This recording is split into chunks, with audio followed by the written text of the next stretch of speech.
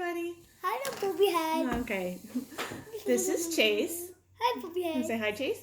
Hey, Chase. Not hi, Chase. And Chase is 4 years old. Hey, And Chase. he has a genetic condition called Vascular Ehlers-danlos Syndrome. And he's a little goofy right now. Hi, Chase. Okay, let's tell your story, okay? Hi, Chase. You want to tell your story? No. Okay.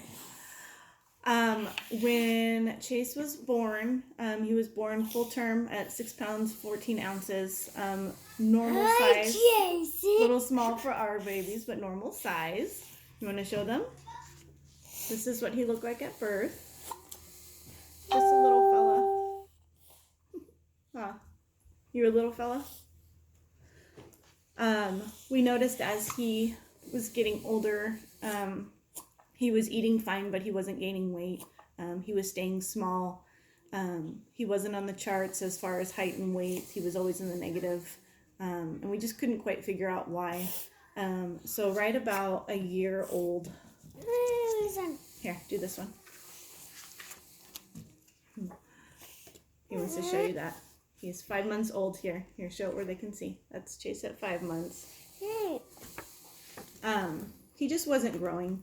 So at his 1 year appointment, his pediatrician, hold on, we'll do that in a minute. His pediatrician suggested that we go see a geneticist. We went to a geneticist and started testing to see what was going on. During that year, he broke his collarbone right here. That alley right there. Yeah. And then 2 months after that, he broke actually 2 bones in his legs from going down a slide. One was from riding a bike, one was going down a slide. During that time, he had to have a spica cast put on. So he had a cast all the way here on the belly and all the way down the legs, It was a big cast. We stayed in the hospital for a couple of days. They ran more tests. Doctors believed that he had osteogenesis imperfecta, which is what their best guess was at the time because of all the broken bones. Turns out that wasn't the case. More blood work, more x-rays, more specialists, more doctor's visits. And after a year of all of that, our geneticist suggested that we get a genetic testing done, which was a blood work. He would get his blood drawn as well as myself and my husband. We submitted that. Insurance denied it, saying that it wasn't medically necessary, even after a year's worth of testing, which was extremely frustrating because that was our only hope for answers for what was going on. So what we did was we worked out a deal with the lab. We paid cash and we got the test done. 2 months later, our little guy, this is what he looked like at that age. You want to do that? Was diagnosed. We were pulled into the geneticist's office. Okay. Do you want to go play? No. Actually, hold on. We were pulled into the geneticist's office, and I remember to this day hearing those words, "Your son has something called Ehlers-danlos Syndrome, the vascular type." And my heart sunk. I had no idea what it was. I never heard of it before. Terrified, numb. It was at that moment that things were in slow motion like a movie. I could see the doctor's lips moving. I couldn't hear anything else she was saying. I heard vascular, and that's all I heard. And I knew anything with vascular has got to be not great. She said, "You'll have to wear a medical ID bracelet for the rest of his life." Just right here. Show me your bracelet. I just did. You just did. Yeah, there's our bracelet. And basically what it is a kinetic tissue disorder. It's a collagen deficiency. So his skin is very thin and translucent. you can't really see it well on camera, but if you see him up close, you can see all the veins through his head, face, chest, legs, feet. His poor little chest looks like a road map, huh? We drive cars on it. Yeah. Some of the other features that he has that are relatable to VEDS are the big eyes. Show him your eyes. Got pretty eyes. Yeah. No. A thin nose, which he has. A triangular face, which he has. Thin lips. These. Low weight gain, which he has. A lot of the features he has. Thin curly hair, although you can't tell now because we cut it short. So, yeah. So what this means for him is that he will be on beta blockers for the rest of his life to help avoid any kind of aortic dissection. His organs are at risk of rupturing at any time. His bowel is at risk for rupturing anytime. His skin is extremely delicate, like tissue paper, if you were to put it into something simple to relate to. So much so that if he walks outside in his bare feet, you want to go play? No. No. If he walks outside in his bare feet, his feet will get completely cut up. He bleeds very easily, bruises very, very easily. When he was in the hospital and we tried to get an IV in him, the nurses tried 3 times, and every time they tried, his veins would break, and we didn't know why at the time, but now we know it's because of the VEDS. And he wants to go play. So, it's a very scary disorder. It's a very rare one. Most of the time we have to educate doctors and professionals and nurses and insurance companies about VEDS because no one has heard of it. He has specialists that study him on a yearly basis all year long throughout the year. We have probably about 10 to 12 different specialists that we see every year for scans, x-rays, blood work, follow-ups, EKGs, you name it.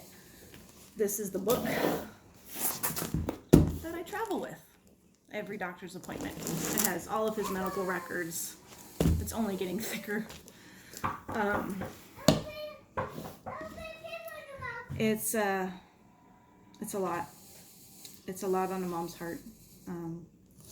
And while it doesn't affect him too much right now, as he gets older, the risk of things rupturing for him are greatly increased.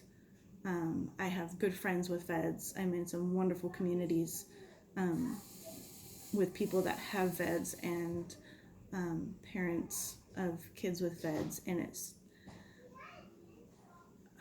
overwhelming. It's overwhelming. The love and support that they have in these groups are amazing.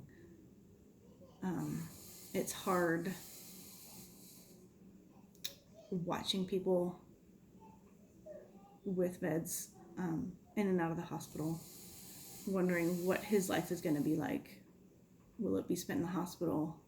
Will he be one of those rare cases where he'll be okay, where nothing will rupture? Will things rupture while we're at the store?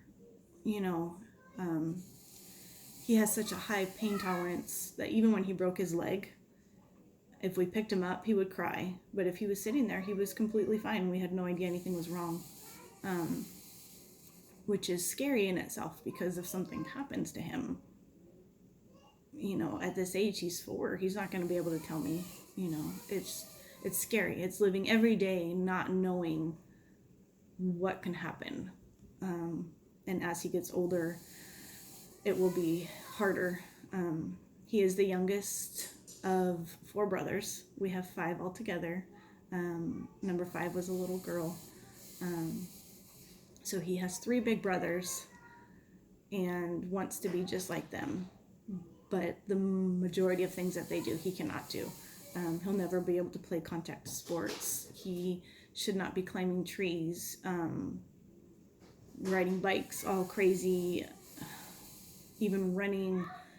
For him, he can't get his heart rate above a certain level.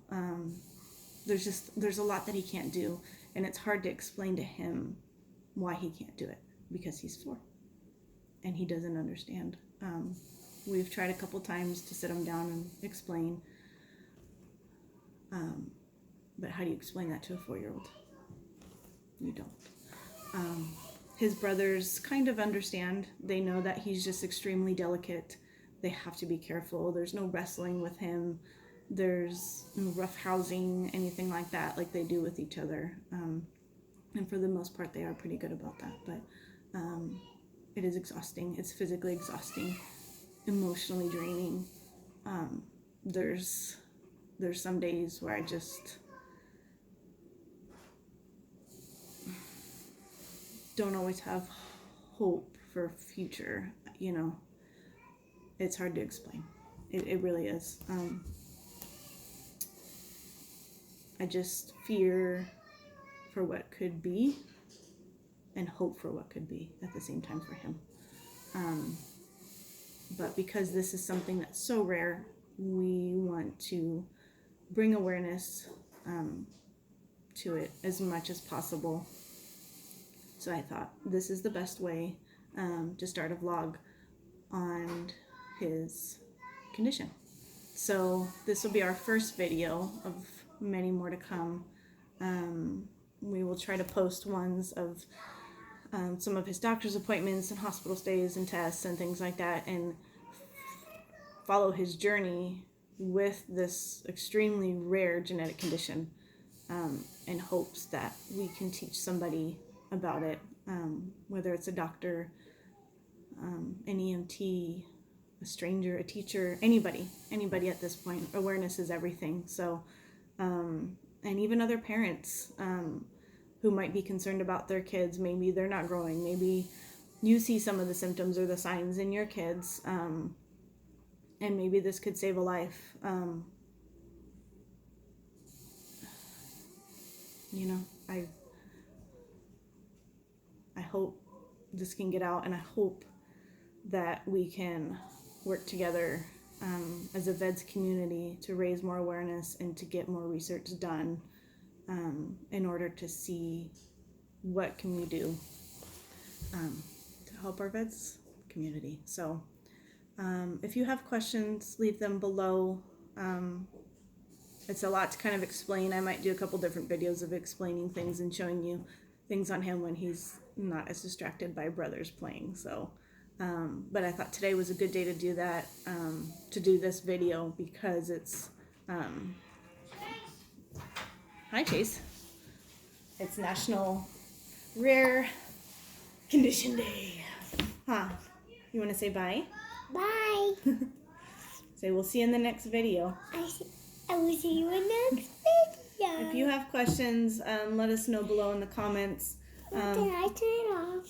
Yeah, hold on. Subscribe for more videos. We'll be posting some more. I know. Can I hold it? Yeah, you can hold it. Thank you. We'll be posting some more, and help us get his story out, and follow us on this journey of Vascular Ehlers-danlos Syndrome. All right, say bye. Bye.